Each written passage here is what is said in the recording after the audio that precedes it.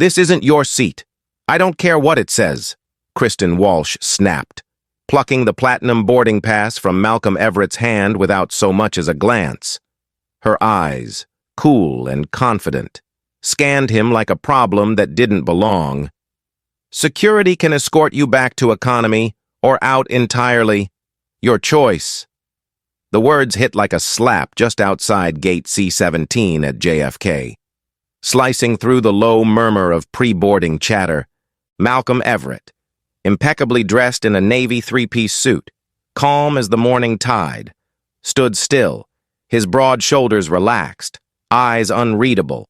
He didn't raise his voice, he didn't flinch. But the terminal air shifted. People paused. Phones came up. Cameras clicked into record.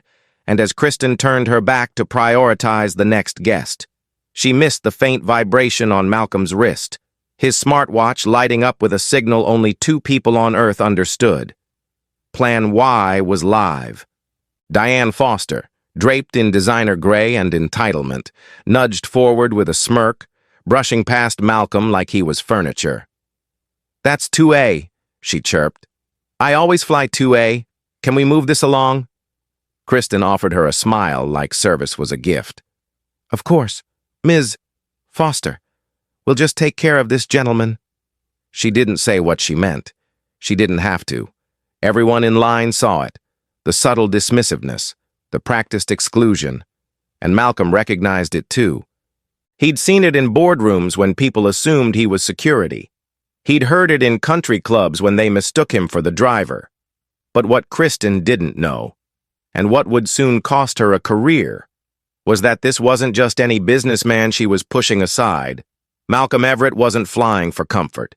He was flying for leverage, and Horizon Air was already hanging by a thread. 20 feet away, Isaiah Reed had his phone up, filming. "This is wild," he whispered to his 3 million followers on TikTok. "This guy had a valid pass. They just pulled it like it was fake. And now they're giving his seat to some hedge fund Barbie." The video posted instantly. Within minutes, it hit 10,000 views. By the time Malcolm spoke again, it would pass 50. "Is there a reason my pass was voided?" he asked. Tone like steel wrapped in velvet. Kristen didn't look at him. "There was a system error. We're resolving it." "So you voided it by hand," Malcolm replied. "You didn't even scan it."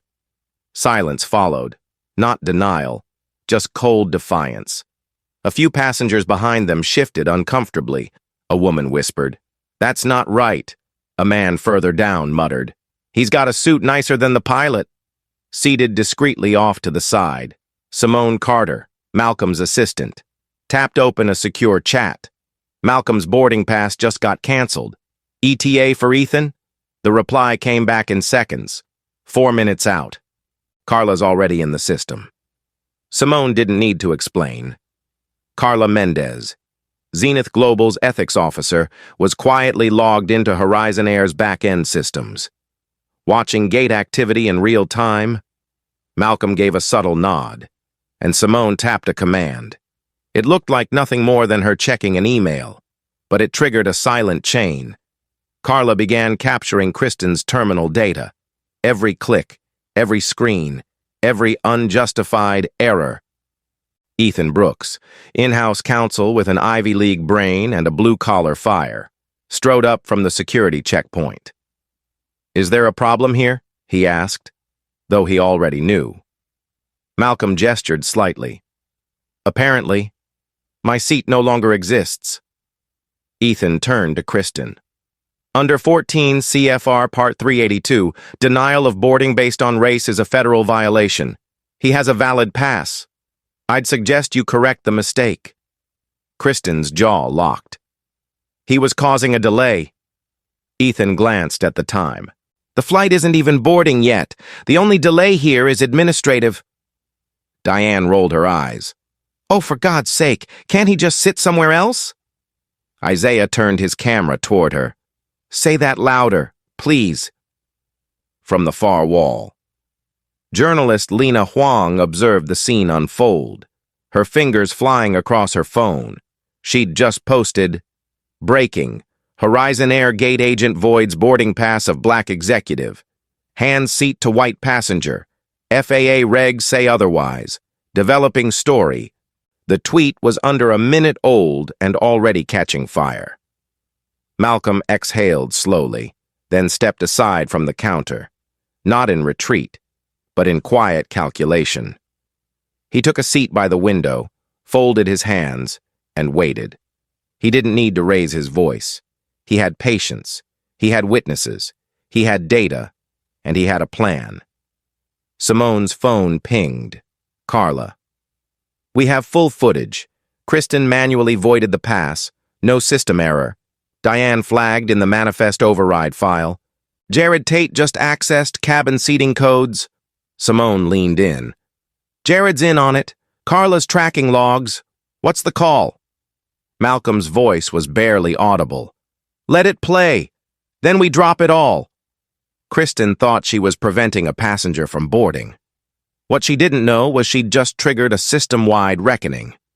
Before we continue, have you ever been shut out of a space you earned just because of how you looked? You're not alone. Share your story in the comments, and if you believe in justice, hit subscribe. Malcolm Everett's fight is just beginning. So he waited. The plane hadn't even pushed back yet. The delay was still listed at 20 minutes, an auxiliary power failure, they said. But the real damage had already begun. Kristen Walsh thought she was flexing authority. She didn't realize she was handing Malcolm Everett the very moment he needed, to bring her airline to its knees. Roger Klein stood tall beside the gate like he was guarding something sacred. Arms crossed over his Horizon Air blazer, eyes locked on Malcolm Everett with that all-too-familiar smirk, the one reserved for men who didn't look the part. Kristen Walsh leaned over the counter again, still pretending to scroll through non-existent glitches on her screen. It's still not resolving, she said, loud enough for nearby passengers to hear. Looks like we'll need to assign the seat elsewhere. Diane Foster, now sipping mineral water from the lounge bar cart they wheeled over just for her, lifted her glass in mock sympathy. Technology's not always on our side, she said with a smirk, behind them. Jared Tate entered through the side gate, holding a Horizon-issued tablet tucked under one arm and a USB drive already slipped into his jacket pocket. We're running diagnostics on the cabin assignment module, he announced quickly to Kristen. Manual overrides engaged, but I'll take care of the updates. He gave Malcolm a brief, expressionless glance, just long enough to convey this wasn't about systems. It was personal. Jared didn't work ground crew. He was an internal tech specialist, and he didn't belong at this gate unless something was being fixed or sabotaged. Within seconds, the screen over Kristen's shoulder flickered. Malcolm Everett's name disappeared from seat 2A, replaced with the word unassigned. Jared tapped once more, then turned to walk away. Not a word spoken, not a question asked.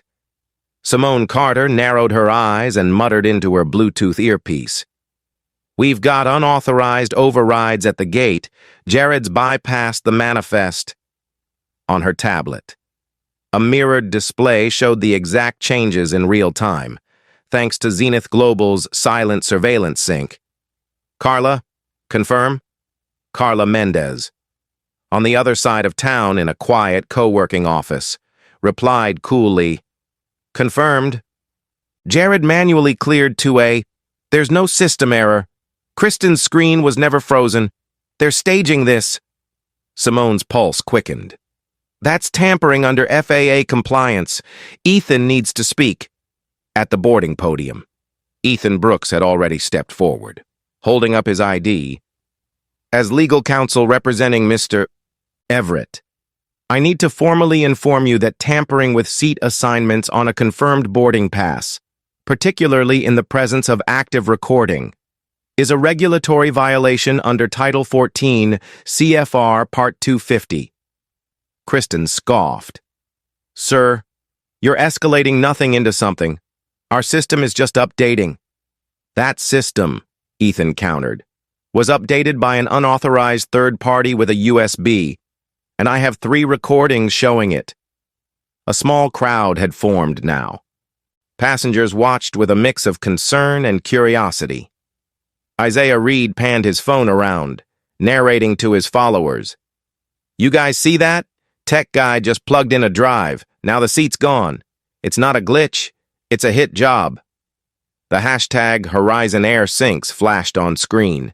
Within moments, it began trending across Twitter, TikTok, and Instagram. One video replayed Kristen's words. "This isn't your seat," over slow zoom cuts of Malcolm's calm face and Diane's smug expression. Another showed Jared slotting the USB in while pretending to check settings. And just as the tension began to boil, Carla made her move. From her terminal, she accessed the intercom system through a backdoor protocol embedded in Horizon Air's legacy platform. One Zenith Global had helped design during the merger negotiation. With a single click, the gate's loudspeakers came alive, and Carla's voice rang out, clear and steady. "Attention passengers awaiting boarding on Flight 842 to Atlanta. Please be advised that internal tampering with seat assignments has just been confirmed at Gate C-17. This is an ongoing ethics breach under investigation. Please remain calm." Gasps followed. Kristen's face turned pale. Jared, halfway to the terminal exit, stopped dead in his tracks. Roger barked into his walkie-talkie. "Who authorized that broadcast?" Ethan replied, not missing a beat. "Your investor just did." Simone approached Malcolm quietly. "All systems logging. Carla's already sent encrypted files to Lena, CNN, and FAA regulators. Do you want to call it now?" Malcolm didn't blink. "Let them show us who they really are." At that moment, Kristen marched up to Malcolm again. "Sir, you're disrupting this boarding process.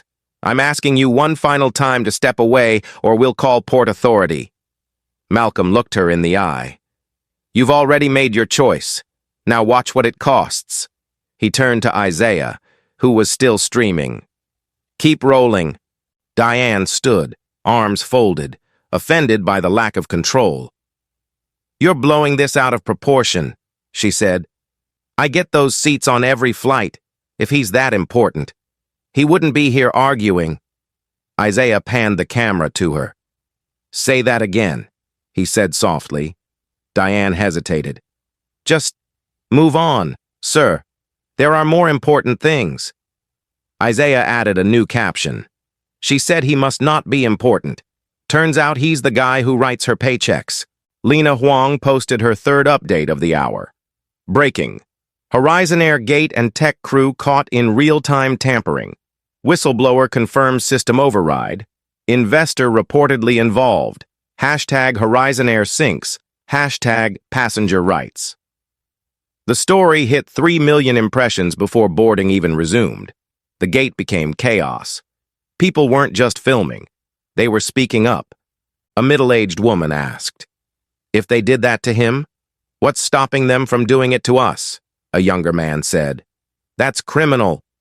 Literally, Carla's broadcast continued in intervals, calmly describing FAA protocol and highlighting that internal manipulation of flight manifests can void airline insurance and trigger investor reviews.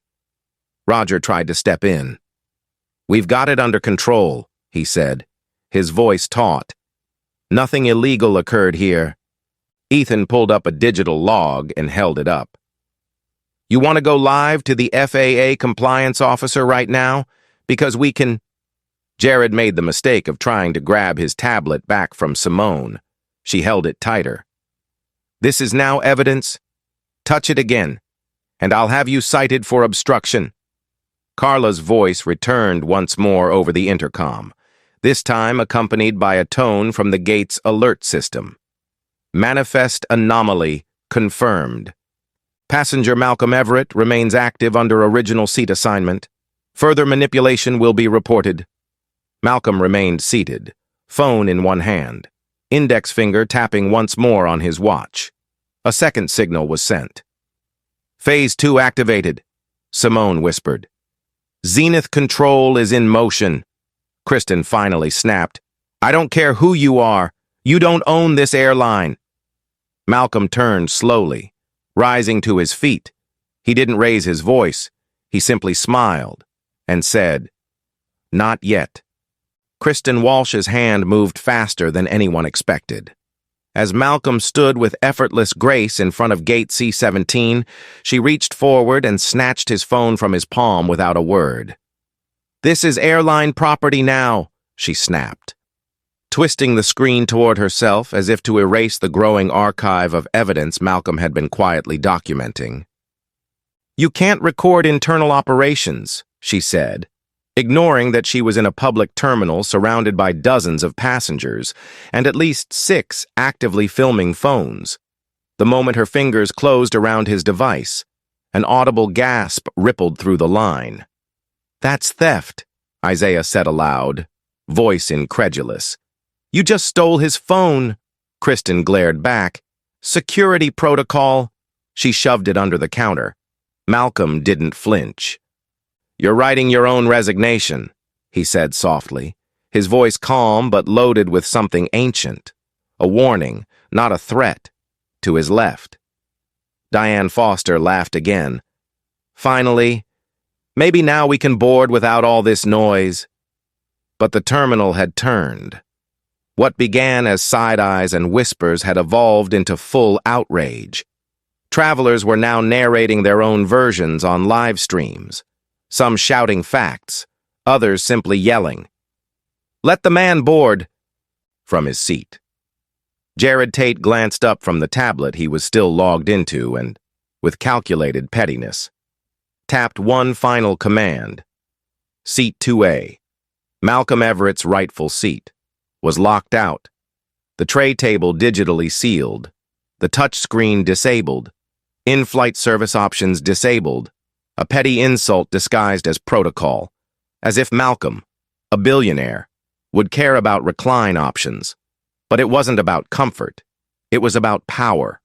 Jared knew it, Roger knew it, Kristen knew it too, but none of them realized Malcolm wasn't reacting. He was recording everything mentally, piece by piece, for a response they couldn't comprehend. Roger finally stepped forward, badge gleaming under harsh terminal light. Sir, for safety reasons, we're going to have to ask you to exit this zone. You've been non-compliant. Ethan's voice cut across him. He's done nothing of the sort. You violated FAA boarding rights, voided his seat without process, and now you've physically confiscated his property. I'd advise you to step back unless you'd like your badge number posted along with this footage. Roger's bravado flickered. You can't threaten staff. I'm not threatening, Ethan replied coolly. I'm lawyering. The air had shifted again. Lena Huang now stood with her camera pointed squarely at the gate agents. Can you repeat that for the record? She asked. Kristen spun around. You need to stop filming. No, Lena said. You need to stop lying. Isaiah, now surrounded by a group of fellow passengers, updated his followers. They just stole his phone. This is what it looks like when people in power panic. Keep sharing this. Use the hashtag, let's make it unmissable. Within seconds, hashtag Horizon Air Sinks broke 1 million mentions. Somewhere inside Horizon Air's Midtown Manhattan HQ, a junior analyst monitoring brand metrics jolted upright. We've got a PR anomaly on C-17, he said, like spike level bad. Across terminals, news apps began buzzing. Viral bias incident. Investor humiliated. Tampering confirmed. People weren't boarding anymore. They were glued to their screens. Airport security hesitated at the edge of the scene. They weren't moving in. Too many cameras. Too much heat. In the thick of it. Diane huffed dramatically and turned toward Kristen. Isn't there a lounge I can wait in while you handle this circus? Malcolm turned his head slightly. No, you'll want to stay right here, he said. You're going to witness what accountability looks like. Up close. Simone Carter received a ping on her tablet. We've hit 3 million views, she whispered. Carla says Reddit has the footage. It's being translated into Spanish, Korean, and Portuguese, trending in 4 countries. Malcolm stayed still. Phase 3, he said. Simone nodded.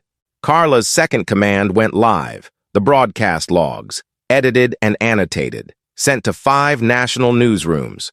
At the same time, Ethan uploaded a public legal brief citing every federal violation committed at the gate in the last 40 minutes, Lena's article.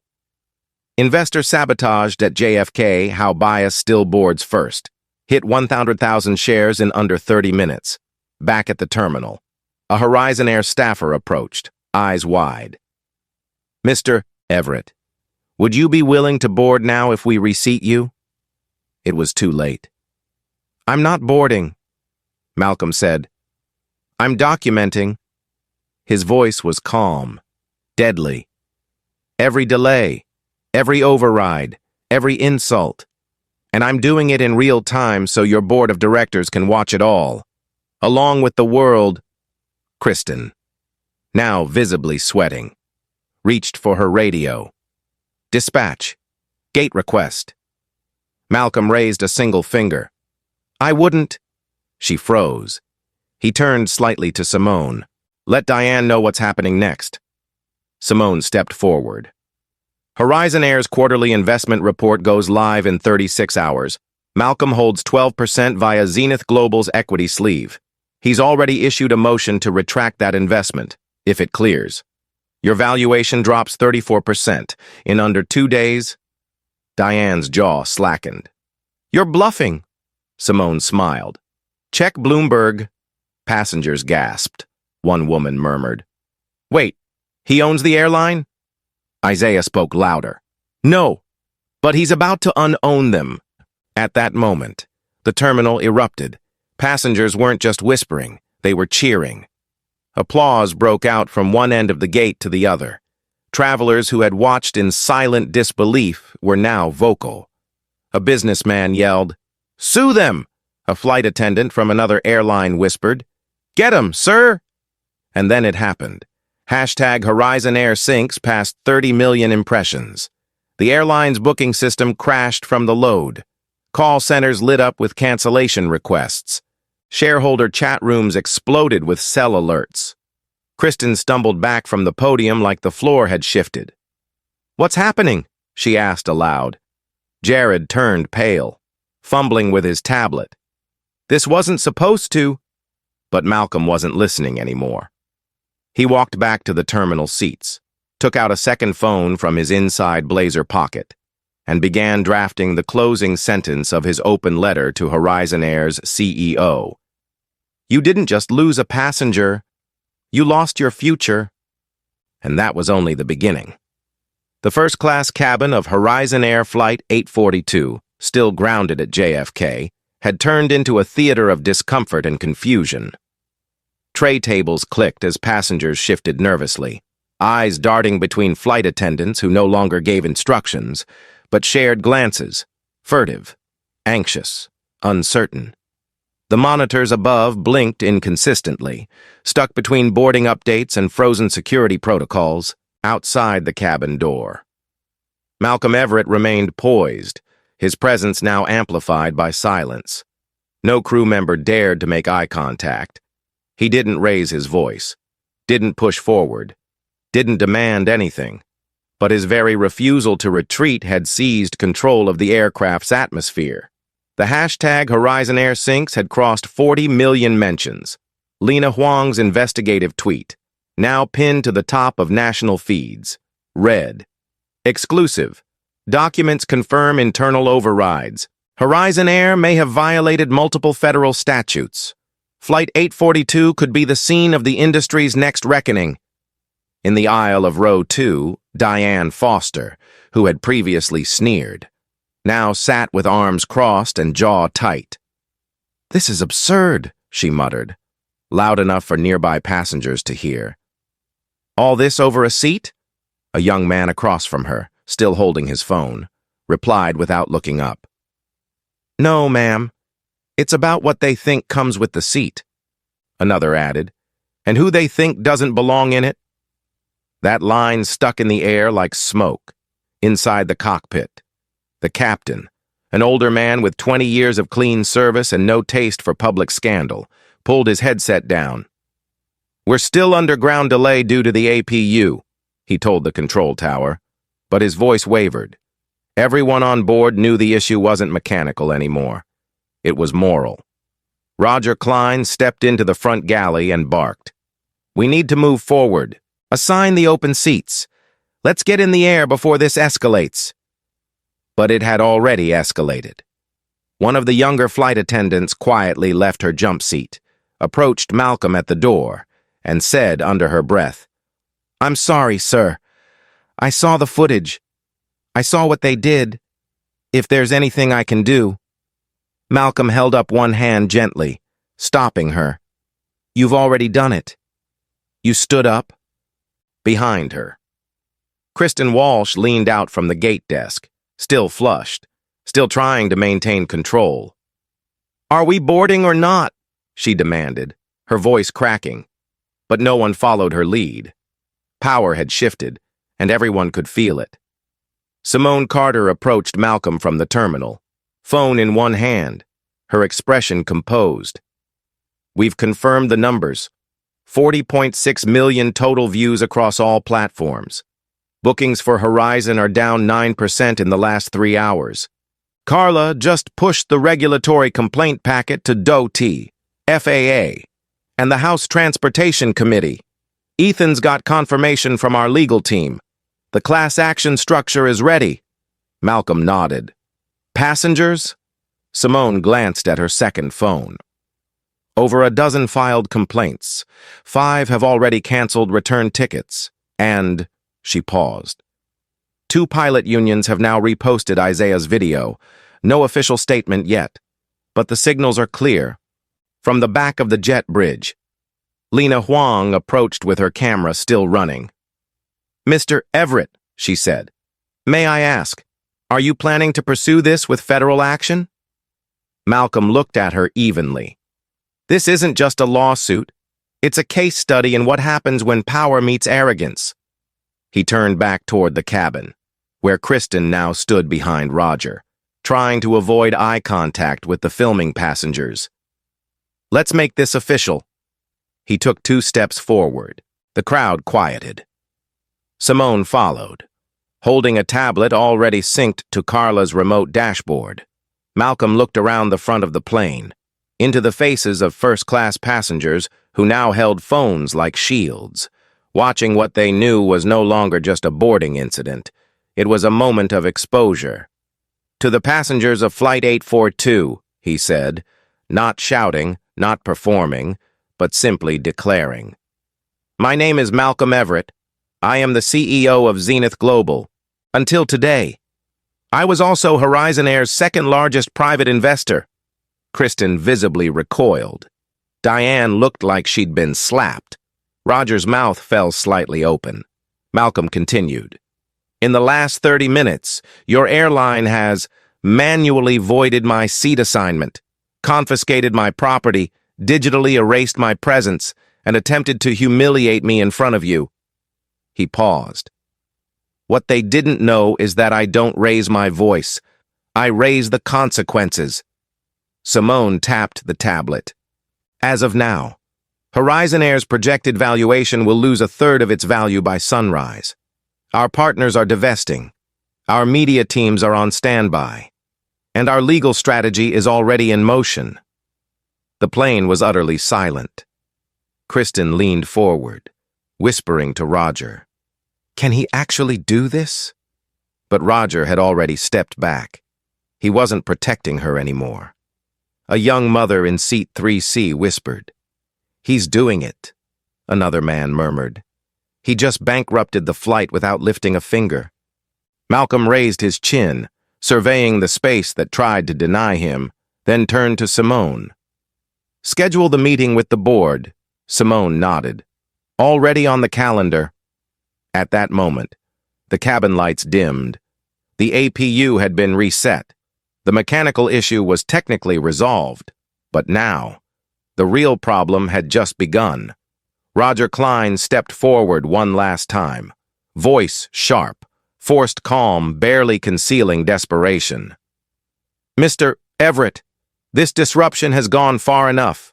You've made your point." But Malcolm didn't move.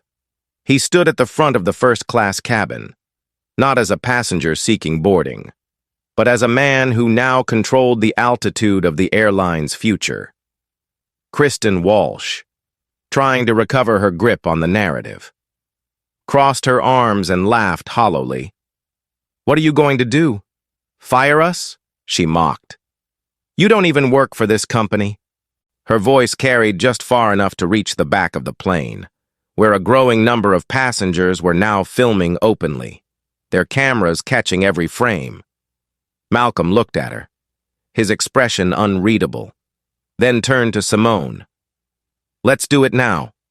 Simone raised the tablet, tapped once, and turned the screen toward Kristen and Roger.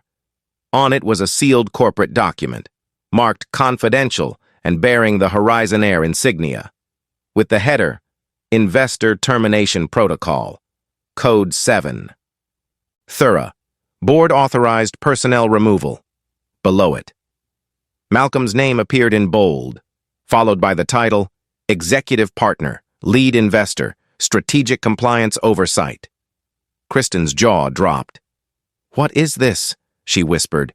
"This isn't real." Malcolm met her eyes, calm and final. "It's very real. And you're no longer employed by this airline." The silence that followed was so heavy, it seemed to mute the engines themselves. Kristen's face turned pale as Roger stepped back instinctively. Diane Foster, no longer smug, shifted uncomfortably in her seat. Malcolm turned toward her. "You're not under employment. Ms. Foster, you're a customer, but your behavior today has crossed ethical boundaries. Your name will be forwarded to our partner carrier network, and I will personally recommend that you be placed on a denied boarding watch list." Diane opened her mouth to protest, but the words died on her tongue. No one in the cabin moved. No one interrupted. The authority in Malcolm's voice had shifted something irreversible. "Roger Klein," Malcolm continued, "you've enabled unlawful conduct, ignored protocol violations, and failed to de-escalate multiple federal breaches, effective immediately. Your credentials are suspended pending internal review. You will not be operating this flight." Roger looked around, visibly sweating, but there was nowhere to hide. A quiet voice from row 1 whispered, "This is better than Netflix." Kristen attempted one last stand. "You don't have the right." But Simone raised her voice, cutting in with practiced precision. "Actually, under Section 4 of Horizon Air's Emergency Oversight Charter, any executive investor with controlling interest in compliance matters may authorize staff removal in cases of confirmed regulatory abuse." She paused.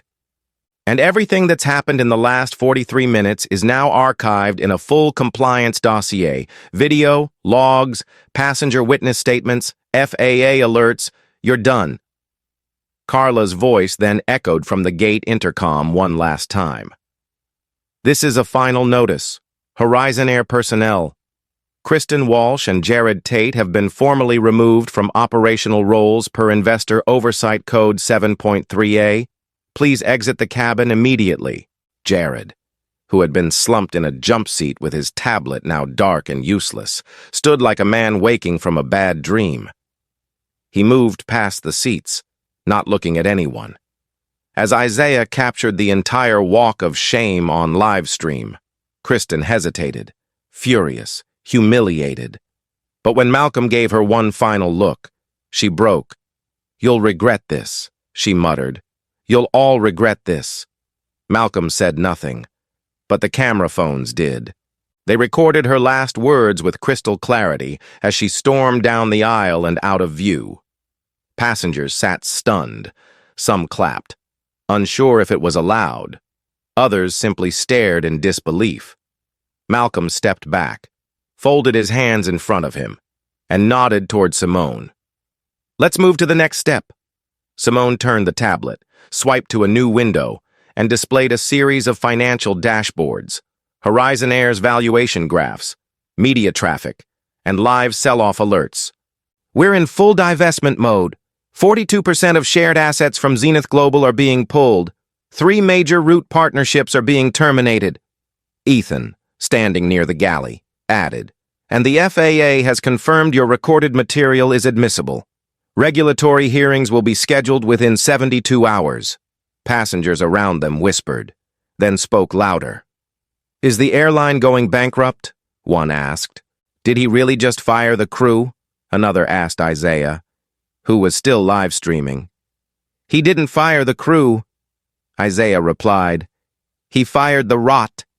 Diane Foster stood up abruptly, grabbing her designer tote. I refuse to fly with this man in charge. Malcolm turned to her. Then you'll be delighted to know this airline will no longer exist in its current form. You're not flying with me.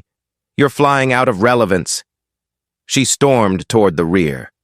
Ignored and alone, Malcolm turned to the remaining passengers, finally addressing them not as an audience but as people.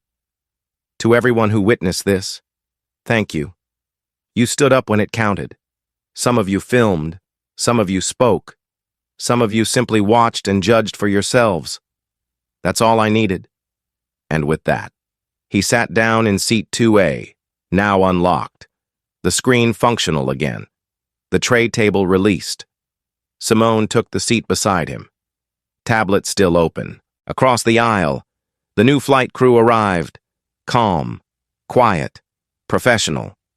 Flight 842 was about to depart, but Horizon Air's journey was already over. The cabin door closed behind Kristen and Jared with a sharp hiss, as if sealing the fate of more than just 2 disgraced employees. The plane remained grounded, but in that moment, Horizon Air ceased to be an airline and became a cautionary tale. Malcolm Everett sat in seat 2A, now reactivated, his back straight, posture calm, as Simone Carter handed him the Zenith Global tablet that bore the weight of everything to come. The home screen displayed a dashboard of real-time impact, media impressions rising past 50 million, stock price indicators blinking in red, and divestment orders stacked in succession. All systems primed, Simone said quietly. Legal has cleared the release. Carla's verified chain of custody. You can trigger the liquidation whenever you're ready. Malcolm didn't hesitate. He tapped once. A second screen appeared, confirming. Execute full asset withdrawal from Horizon Air Holdings. He tapped again.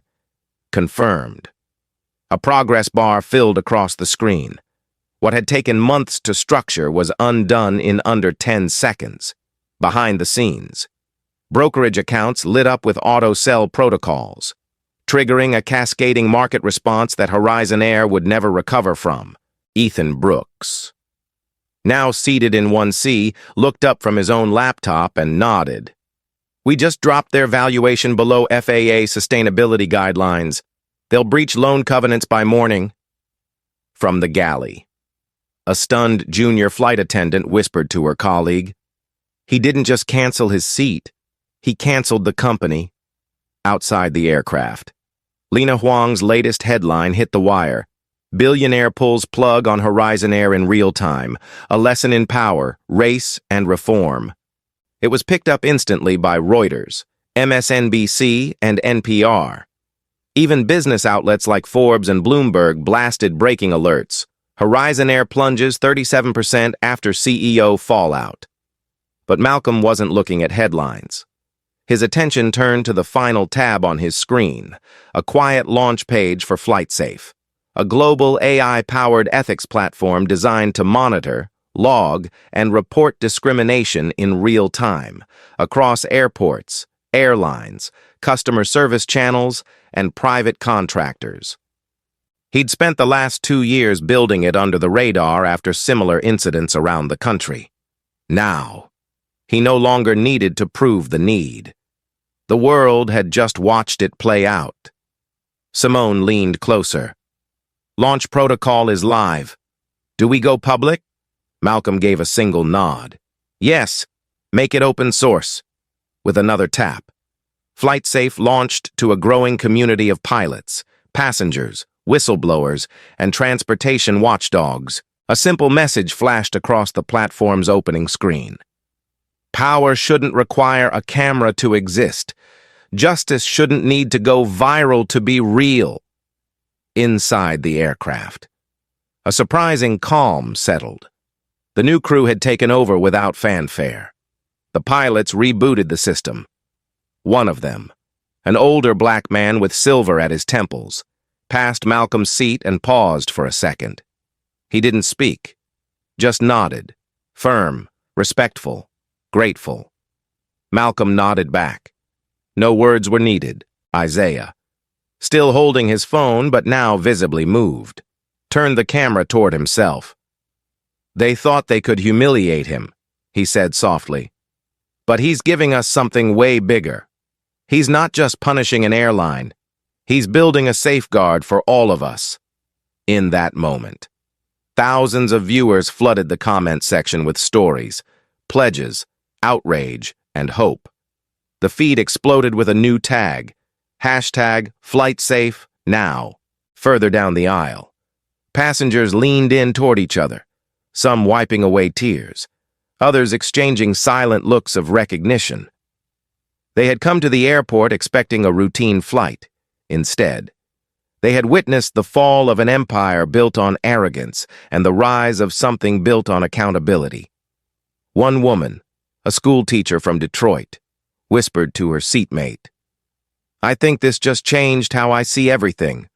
Her seatmate, a father traveling with his teenage son, replied, "It changed how my son sees everything too." At that moment, it wasn't about first class. It wasn't about who sat where. It was about the fact that someone, finally, had the power to say enough, and to back it with consequences.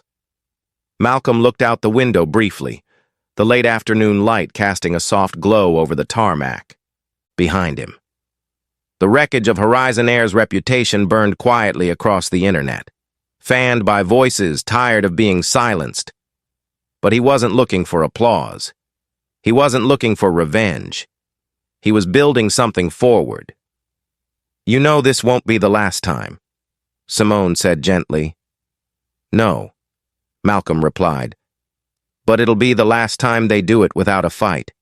And for the first time that day, the aircraft began to move, not just toward the runway, but toward something deeper, a future where silence would no longer be the final word.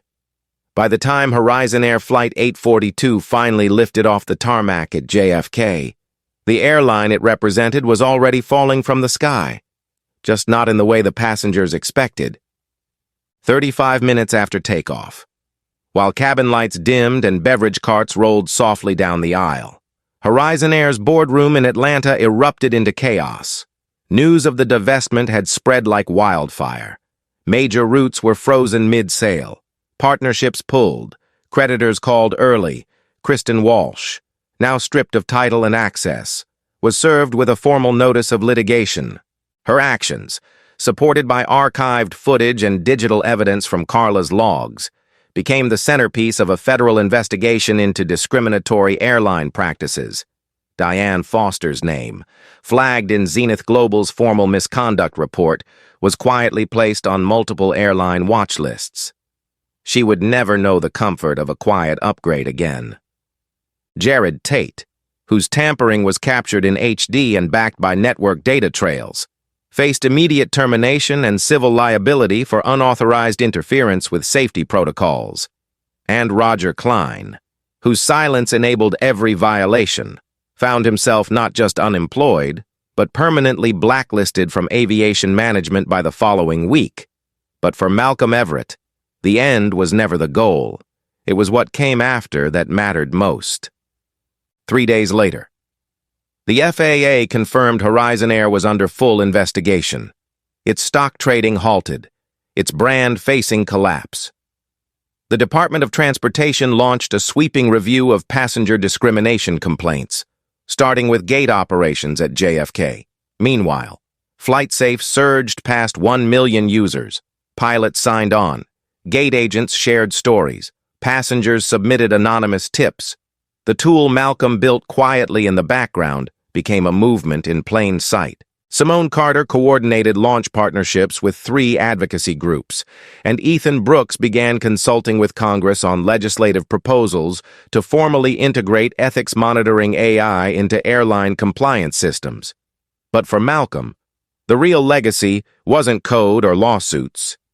It was what happened in the days that followed, in places the cameras didn't catch. At a community center in Newark, a young black aviation student, who had watched Isaiah Reed's live stream from a cracked phone, opened an application to the Sky Forward program, Zenith Global's new initiative to recruit and train underrepresented youth in aviation. Funded entirely by Malcolm, it promised scholarships, mentorship, and job placement across 5 major carriers by 2026. At a diner in Tulsa, a white single mother read about FlightSafe and began sharing it with coworkers, recalling how her autistic son had once been forced to leave a flight due to a misunderstanding. She messaged the support team with gratitude and a tip about a small regional line with a troubling record in Los Angeles. A group of retired flight attendants reached out to Carla to offer stories from the past, asking if there was now finally a place those stories could matter. For the first time. Malcolm didn't take interviews. He declined talk shows, refused keynote requests. But 1 week later, in a private message posted to the homepage of FlightSafe, he wrote, "This was never about revenge. It was about removing the idea that dignity must be negotiated. You should never have to prove you belong where you've already earned your place." The message, short and measured, closed with a quiet call. If they've ever told you not here, tell them, I help decide what here becomes. Back on the ground, Horizon Air's competitors scrambled to issue policy updates and public apologies for past incidents.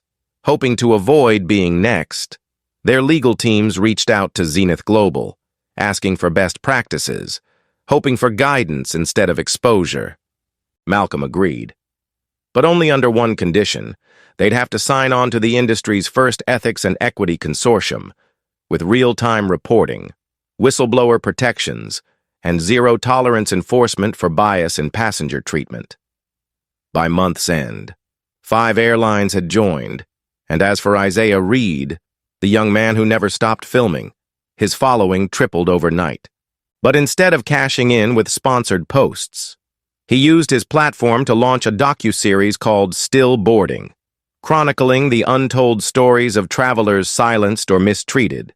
In the pilot episode, he sat across from Malcolm in a quiet hangar outside Newark, cameras rolling as they simply talked about legacy, power, and what it meant to move forward with intention. "They wanted to make you small," Isaiah said, "and now they're rebuilding around your name." Malcolm gave a slight smile. "Not around my name. Around the truth." As Flight 842 landed quietly in Atlanta, the final approach was smooth, the sun low on the horizon. In Seat 2A, Malcolm Everett remained composed, the weight of the day no longer on his shoulders, but now built into something lasting. Simone glanced out the window beside him. "You know, a lot of people will call this a takedown." He shook his head gently. "It's a beginning, because when you own your seat, no one gets to erase you from it again. If you've ever been overlooked, dismissed, or told you didn't belong, your story matters. Drop it in the comments. Let your voice join the others who are changing what normal looks like. And if you believe that justice doesn't need permission to take off, share this video. Because the next time someone's seat is challenged, the whole world might be watching and ready to rise.